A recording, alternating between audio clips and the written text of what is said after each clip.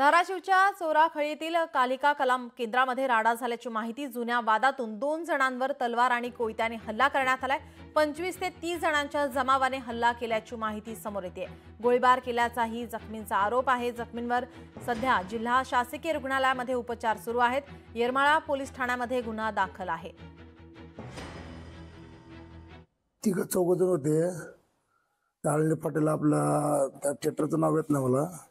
ते गेलता त्या मित्राचे पैसे मागायला, पण ती त्यांचं काय तर होतं यावर मलाच मारायला चालू केली त्यांनी।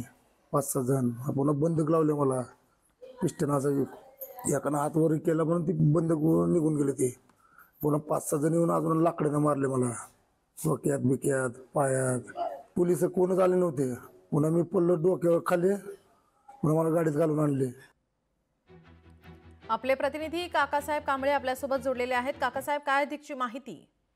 नीलम, चोराखळी परिसरात कला केंद्राची संख्या जास्त आहे आणि आता जो पवनचक्कीचा जो गोंधळ चालू आहे यामधून काही लोक तिथं आर्थिक व्यवहाराच्या निमित्तानं पण तिथं येत असतात आणि रात्री हा खूप 2 गटात मोठा राडा झालेला आहे आणि त्यामध्ये 2 जण जखमी झाले असून येरमाळा पोलीस स्टेशन मध्ये गुन्हा दाखल झालेला आहे। नीलम जी, धन्यवाद काकासाहेब आपण दिलेल्या या माहितीसाठी।